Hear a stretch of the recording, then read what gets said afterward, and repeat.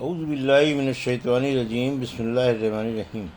الحمد للہ رب العالمین، والصلاة والسلام علی سید المرسلین وخاتم النبیین، اما بعد۔ صحیح بخاری، باب فضائل اصحاب النبی، حدیث نمبر 3758، اردو ترجمہ۔ حضرت ابو حذیفہ رضی اللہ عنہ کے مولا سالم رضی اللہ عنہ کے فضائل کا بیان۔ ہم سے سلیمان بن حرب نے بیان کیا، کہا ہم سے شعبہ نے بیان کیا، ان سے عمرو بن مرہ نے، ان سے ابراہیم نے اور ان سے مسروق نے کہ عبداللہ بن عمر رضی اللہ عنہ کے یہاں عبداللہ بن مسعود رضی اللہ عنہ کا ذکر ہوا تو انہوں نے کہا میں ان سے ہمیشہ محبت رکھوں گا، کیونکہ میں نے رسول کریم صلی اللہ علیہ وسلم کو یہ فرماتے سنا ہے کہ 4 اشخاص سے قرآن سیکھو۔ عبداللہ بن مسعود رضی اللہ عنہ، آن صلی اللہ علیہ وسلم نے ابتدا عبداللہ بن مسعود رضی اللہ عنہ سے ہی کی، اور ابو حذیفہ رضی اللہ عنہ کے مولا سالم و ابی بن کعب اور معاذ بن جبل رضی اللہ عنہ سے انہوں نے بیان کیا کہ مجھے پوری طرح یاد نہیں کہ حضور صلی اللہ علیہ وسلم نے پہلے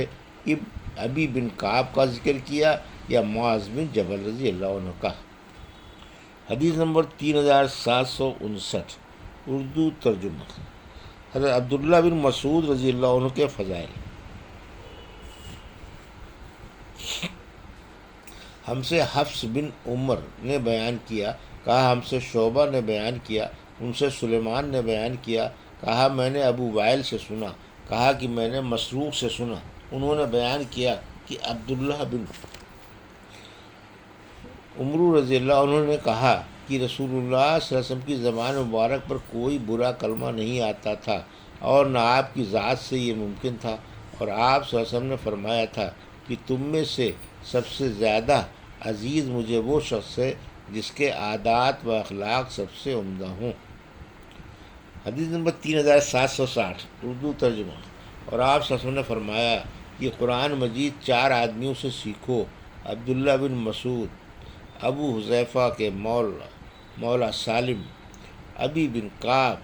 اور معاذ بن جبل رضی اللہ عنہ۔ حدیث نمبر 3761، ہم سے موسیٰ نے بیان کیا، ان سے ابو عوانہ نے،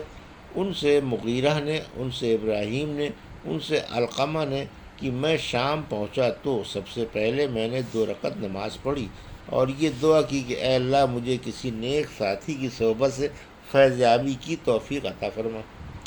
چنانچہ میں نے دیکھا کہ ایک بزرگ آ رہے ہیں، جب وہ قریب آ گئے تو میں نے سوچا کہ شاید میری دعا قبول ہو گئی ہے۔ انہوں نے دریافت فرمایا آپ کا وطن کہاں ہے؟ میں نے عرض کیا میں کوفے کا رہنے والا ہوں۔ اس پر انہوں نے فرمایا کیا تمہارے یہاں صاحب نالین، صاحب وسادہ و متحرہ عبداللہ بن مسعود رضی اللہ عنہ نہیں ہے؟ کیا تمہارے یہاں وہ صحابی نہیں ہیں جنہیں شیطان سے اللہ کی پناہ مل چکی ہے، یعنی عمار بن یاسر رضی اللہ عنہ؟ کیا تمہارے یہاں سربستہ رازوں کے جاننے والے نہیں ہیں کہ جنہیں ان کے سوا اور کوئی نہیں جانتا؟ پھر دریافت فرمایا ابن عبد عبداللہ بن مسعود رضی اللہ عنہ آیت واللیل کی قرأت کس طرح کرتے ہیں؟ میں نے عرض کیا واللیل اذا یغشی والنہار اذا تجلی والذکر والانثی۔ آپ نے فرمایا کہ مجھے بھی رسول اللہ صلی اللہ علیہ وسلم نے خود اپنی زبان مبارک سے اسی طرح سکھایا تھا، لیکن اب شام والے مجھے اس طرح قرأت کرنے سے ہٹانا چاہتے ہیں۔ حدیث نمبر 3762، اردو ترجمہ۔ ہم سے سلیمان بن حرب نے بیان کیا، کہا ہم سے شعبہ نے بیان کیا، ان سے ابو اسحاق نے، ان سے عبد الرحمن بن زید نے بیان کیا کہ ہم سے حضرت حذیفہ رضی اللہ عنہ سے پوچھا کہ صحابہ میں نبی کریم صلی اللہ علیہ وسلم سے عادات و اخلاق اور طور و طریق میں سب سے زیادہ قریب کون سے صحابی تھے تاکہ ہم ان سے سیکھیں؟ انہوں نے کہا کہ اخلاق، طور و طریق اور سیرت و عادت میں ابن عبد سے زیادہ آن صلی اللہ علیہ وسلم سے قریب اور کسی کو میں نہیں سمجھتا۔ حدیث نمبر 3763، اردو ترجمہ۔ مجھ سے محمد بن علا نے بیان کیا، کہا ہم سے ابراہیم بن یوسف بن ابی اسحاق نے بیان کیا، کہا کہ مجھ سے میرے والد نے بیان کیا، ان سے ابو اسحاق نے کہا کہ مجھ سے اسود بن یزید نے بیان کیا، کہا کہ میں نے حضرت ابو موسیٰ اشعری رضی اللہ عنہ سے سنا، انہوں نے بیان کیا کہ میں اور میرے بھائی یمن سے مدینہ طیبہ حاضر ہوئے اور ایک زمانے تک یہاں قیام کیا۔ ہم اس پورے عرصے میں یہی سمجھتے رہے کہ عبداللہ بن مسعود رضی اللہ عنہ نبی کریم صلی اللہ علیہ وسلم کے گھرانے ہی کے ایک فرد ہیں، کیونکہ حضور صلی اللہ علیہ وسلم کے گھر میں عبداللہ بن مسعود اور ان کی والدہ کا بکثرت آنا جانا ہم خود دیکھا کرتے تھے۔ حدیث نمبر 3794، حضرت معاویہ بن ابو سفیان رضی اللہ عنہ کا بیان، کہا ہم سے حسن بن بشر نے بیان کیا، ان سے عثمان بن اسود نے اور ان سے ابن ابی ملیکہ نے بیان کیا کہ حضرت معاویہ رضی اللہ عنہ نے عشاء کے بعد وطر کی نماز صرف ایک رکعت پڑھی۔ وہیں حضرت ابن عباس رضی اللہ عنہ کے مولا قریب بھی موجود تھے۔ جب وہ حضرت ابن عباس رضی اللہ عنہ کی خدمت میں حاضر ہوئے تو حضرت امیر معاویہ رضی اللہ عنہ کی ایک رکعت وطر کا ذکر کیا۔ اس پر انہوں نے کہا کوئی حرج نہیں ہے، انہوں نے رسول اللہ صلی اللہ علیہ وسلم کی صحبت اٹھائی ہے۔ حدیث نمبر 3765، ہم سے ابن ابی مریم نے بیان کیا، کہا ہم سے نافع بن عمر نے بیان کیا، کہا مجھ سے ابن ابی ملیکہ نے بیان کیا کہ حضرت عبداللہ بن عباس رضی اللہ عنہ سے کہا گیا کہ امیر المومنین حضرت معاویہ رضی اللہ عنہ کے متعلق آپ صلی اللہ علیہ وسلم آپ کا کیا فرماتے ہیں؟ انہوں نے وطر کی نماز صرف ایک رکعت پڑھی ہے۔ انہوں نے کہا کہ وہ خود فقیہ ہیں۔ حدیث نمبر 3766، اردو ترجمہ، مجھ سے عمر بن عباس نے بیان کیا، کہا ہم سے محمد بن جعفر نے بیان کیا، کہا ہم سے شعبہ نے بیان کیا، ان سے ابو قیاح نے بیان کیا، انہوں نے حمران بن عفان سے سنا کہ معاویہ رضی اللہ عنہ نے کہا تم لوگ ایک خاص نماز پڑھتے ہو، ہم لوگ نبی کریم صلی اللہ علیہ وسلم کی صحبت میں رہے اور ہم نے کبھی آپ کو اس وقت نماز پڑھتے نہیں دیکھا، بلکہ آپ نے تو اس سے منع فرمایا تھا۔ حضرت معاویہ رضی اللہ عنہ کی مراد عصر کے بعد 2 رکعت نماز سے تھی، جسے اس زمانے میں بعض لوگ پڑھتے تھے۔ حدیث نمبر 3767، اردو ترجمہ، حضرت فاطمہ رضی اللہ عنہا کے فضائل کا بیان اور نبی کریم صلی اللہ علیہ وسلم کا یہ فرمان کہ فاطمہ رضی اللہ عنہا جنت کی عورتوں کی سردار ہیں۔ ہم سے ابو الولید نے بیان کیا، کہا ہم سے ابن عینیہ نے بیان کیا، ان سے عمر بن دینار نے، ان سے ابن ابی ملیکہ نے اور ان سے حضرت مسعود بن مخرمہ رضی اللہ عنہ نے کہ رسول اللہ صلی اللہ علیہ وسلم نے فرمایا کہ فاطمہ میرے جسم کا ایک ٹکڑا ہے، جس نے اسے ناراض کیا اس نے مجھے ناراض کیا۔ حدیث نمبر 3768، حضرت عائشہ رضی اللہ عنہا کی فضیلت کا بیان،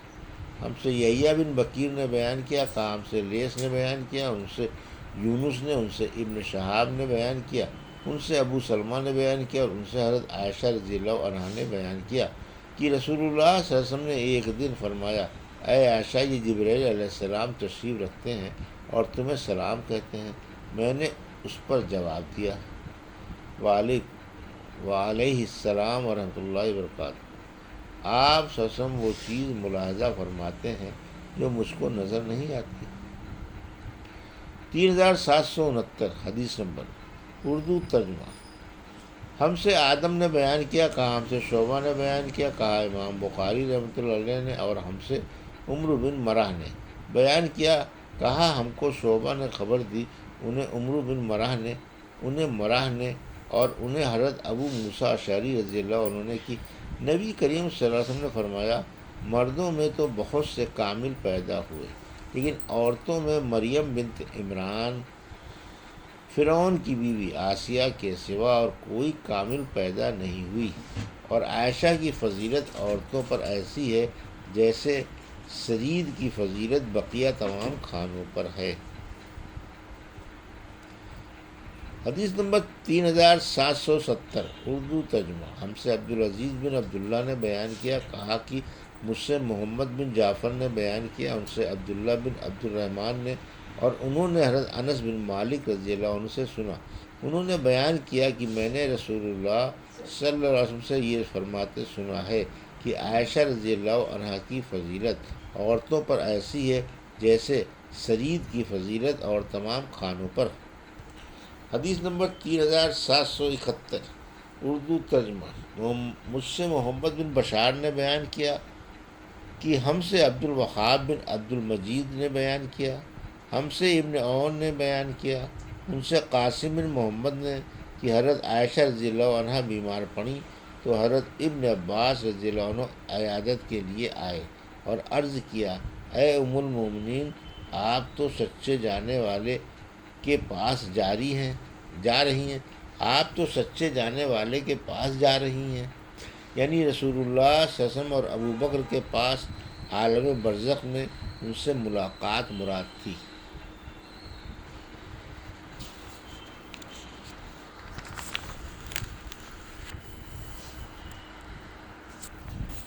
حدیث نمبر 3772